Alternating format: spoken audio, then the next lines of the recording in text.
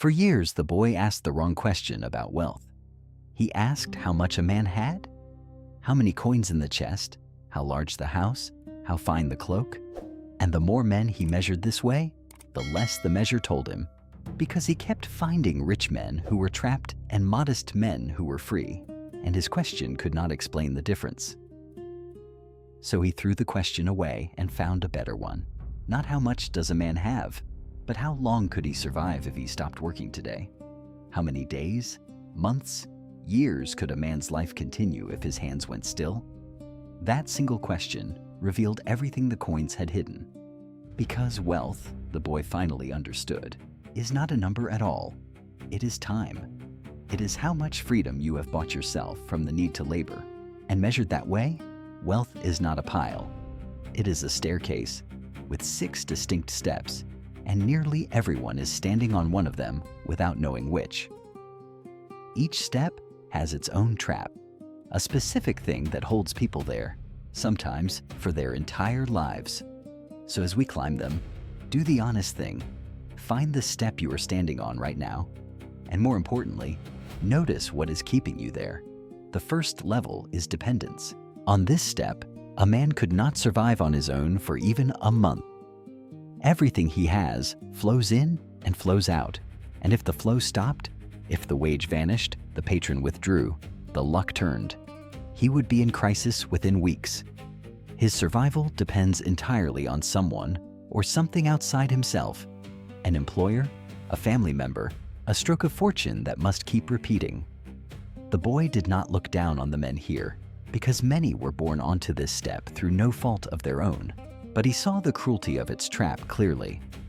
On the step of dependence, mere survival devours all your strength.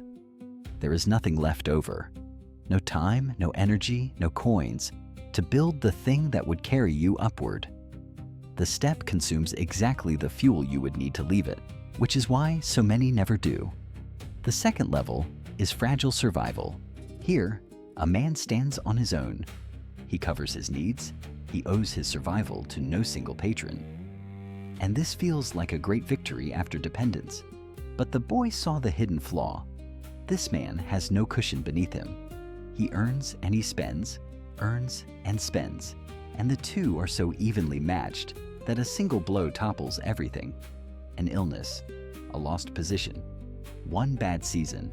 He is standing upright, but on ground that could give way at any moment, and he does not feel how close the edge is because, for now, he has not fallen. The trap of this level is the most deceptive yet. It is the illusion of stability. A man on this step believes he is secure because each month he survives, and survival repeated begins to feel like safety. But he is not secure at all. He is merely lucky that the blow has not yet come, and because he feels stable, he sees no reason to build the reserve that would actually make him so. The feeling of safety is precisely what prevents him from reaching real safety. But the third level is where the greatest number of people become trapped for their entire lives. And the cruelest part is that they never notice they have stopped climbing at all. The third level is comfortable stability, and the boy came to think of it as the golden cage. Because more human lives end here than on any other step, and almost no one inside it ever realizes the door was open the whole time. On this level, a man has finally arrived somewhere good. He covers his needs with room to spare. He has a cushion beneath him now, enough that a single illness or a lost season will not topple him. He can afford small pleasures, a few comforts, the occasional indulgence. Compared to the trembling ground of fragile survival, this feels like solid rock. And it is better. The boy would never pretend otherwise. A man on this step sleeps more soundly than the two below him.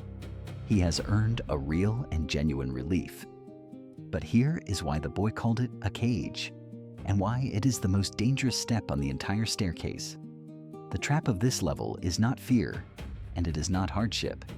It is comfort itself, because comfort quietly removes the one thing that drove a man up every step before this: urgency. On the lower steps, a man climbs because he must. The pain of where he stands pushes him upward. But comfort takes the pain away, and the moment the pain is gone, so is the pressure to keep climbing. The man looks around at his comfortable life, and a soft voice tells him he has arrived, that this is enough, that the striving can stop now.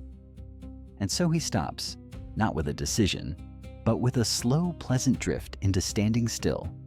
The boy watched men spend 40 years on this single step, and the tragedy was that they never experienced it as being stuck. They experienced it as success. They had a comfortable home, a steady position, enough to enjoy. By every ordinary measure, they had made it, but measured by the only question that mattered. How long could they survive if they stopped working? They were no freer at 60 than they had been at 30. If their income stopped, their comfort would drain away in months, because it had never rested on anything but their own continued labor. They had confused being comfortable with being free, and the two are not the same thing at all. A comfortable man who must work forever is still, in the deepest sense, not free. He simply wears his chains in a warmer room. This is what makes the golden cage so much harder to escape than poverty. The man in dependence knows he is trapped. His hunger reminds him daily. But the man in comfortable stability feels no hunger, and so he feels no cage. Everything around him whispers that he should be content, that wanting more would be greed, that he already has what most people long for. And all of that is true, which is exactly why it holds him. You do not struggle against a cage you have mistaken for a destination.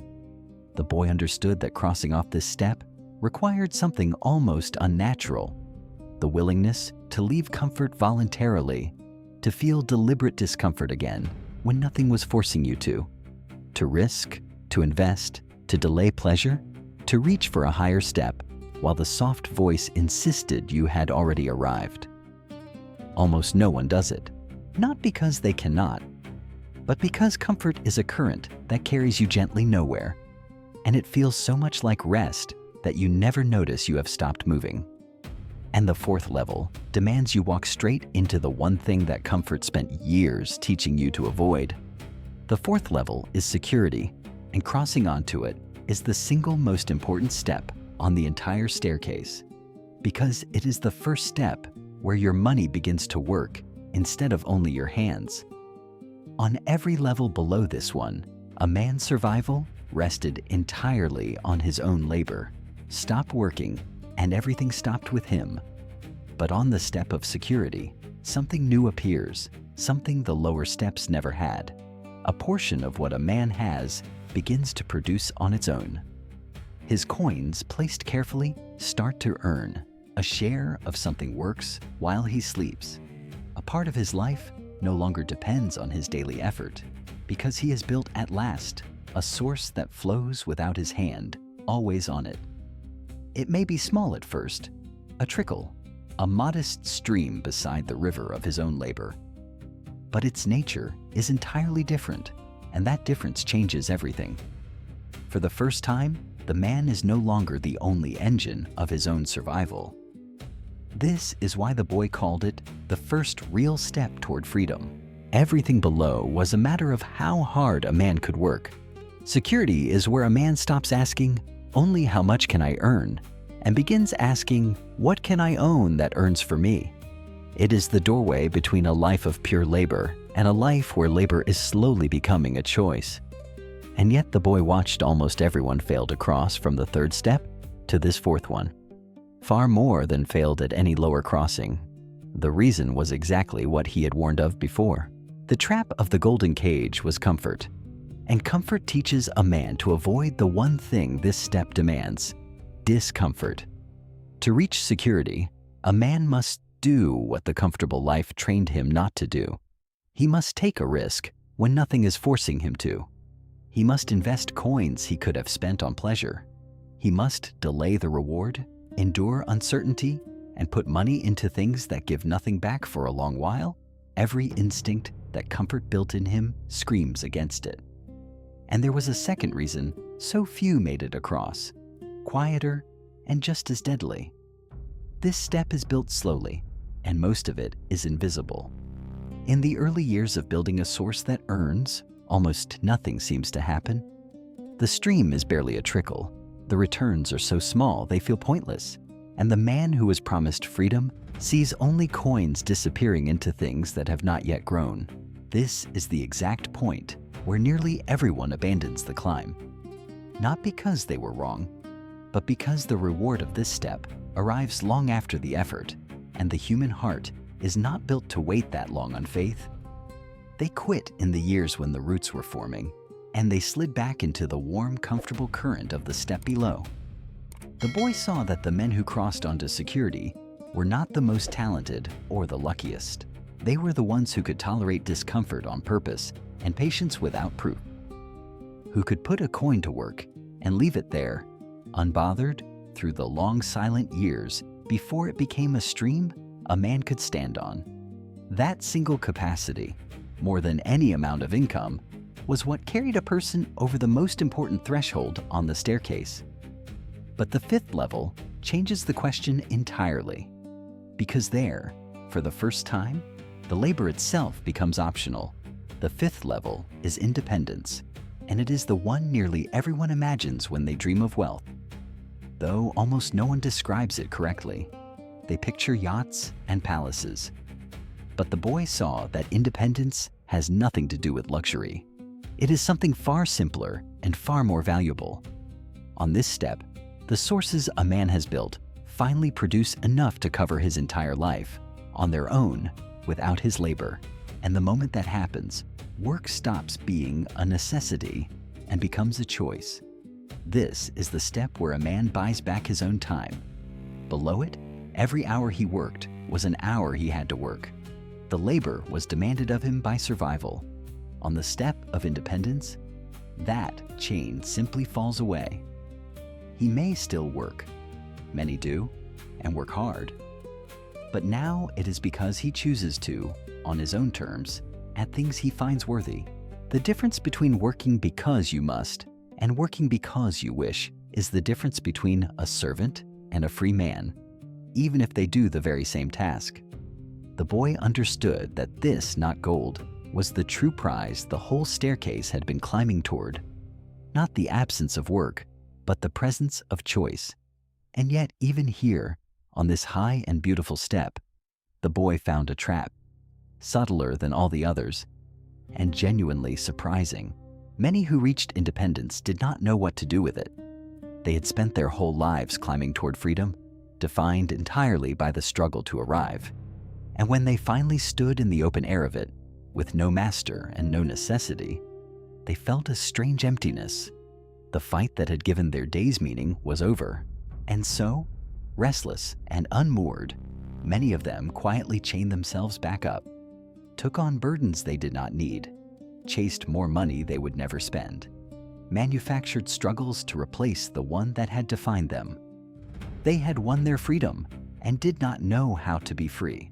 The boy saw that arriving at independence without having considered what it was for was its own kind of prison. A man standing in an open field, building himself a cage out of habit, because the field frightened him more than the cage ever had. The sixth and final level is legacy, and it is not, as most assume, simply having even more than independence. It is something different in kind. On this step, a man's wealth no longer merely sustains him. It continues beyond him. It flows into other people, into structures that outlast him, into something that keeps giving after he is gone. The lower steps were about freeing yourself. This one is about building something that survives you. It is the only level where wealth stops being about the self at all. But the boy found that this highest step carried the gravest danger of all, and it had nothing to do with money. What a man builds to outlast him is shaped entirely by who he became on the way up. A person who reached this height with wisdom and character left behind a legacy that blessed those who came after, that lifted people, funded good things, passed down not just coins, but the way of thinking that made them. But a person who clawed to this height as a small, greedy, or bitter man left behind a legacy that poisoned. Wealth that corrupted his heirs, structures that harmed, a shadow that fell on generations. At this level, the boy realized, what you built mattered far less than who you had become while building it. But there is a truth about this entire staircase that changes how you should see every step on it. And it is the reason the real question was never which level you were on. The boy stood back and looked at the whole staircase at once. All 6 steps, from dependence to legacy. And the deepest truth of it finally revealed itself. It was not the truth he expected. He had assumed the question was, which step are you on? But that was never the real question, because the step a man stands on matters far less than the direction he is facing. The boy had known men on the lowest step who were climbing with everything they had, and he honored them completely. They were freer in spirit than men 3 steps above who had stopped dead. And he had known men on the comfortable 3rd step who had not moved in 30 years and called their stillness success. The staircase does not measure your worth by where you stand. It measures your life by whether you are moving. And this is where the true meaning of the question in the title finally lands. Which level are you stuck on? The word that matters is not level, it is stuck. There is no shame in standing on the 1st step. Everyone begins somewhere, and many begin there through no fault of their own. The tragedy is never the step you are on. The tragedy is being frozen on it when you could climb and choosing not to see that you have stopped. A man moving upward from dependence is living rightly. A man frozen in comfortable stability, mistaking his cage for a summit, is not, no matter how much more he has. So the boy left a simple practice for anyone who would take it, and it is the whole of the cure. First, find your step honestly, not the one you wish you were on, but the one the true question reveals. How long could I survive if I stopped working today? Second, name the specific trap of that step, because each has its own. If you are in fragile survival, it is the illusion of stability. If you are in the golden cage of comfort, it is the absence of urgency. If you are reaching for security, it is your fear of discomfort and your impatience for proof. Name the trap that is yours, because a trap you can name is a trap you can climb out of. And third, take one deliberate step upward. Not the whole staircase at once, only the next single step. That is all movement ever is.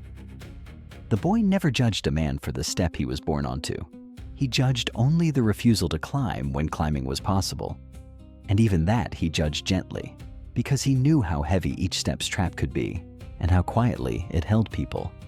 Most of the men frozen on the staircase did not know they had stopped. That was the whole danger. They mistook a resting place for a destination, and let a life pass on a single step, believing the climb was over when it had only paused. So find your step, name your trap, and take the one next move upward today, however small. Because the staircase rewards not the ones who stand highest, but the ones who never stop climbing. Which step are you standing on right now? And more honestly, are you climbing off it? Or have you simply been standing still long enough to call it home? Sit with that question tonight. The boy leaves it with you, and nothing else, because it is the only one that matters. There are more fables waiting for those who intend to keep climbing.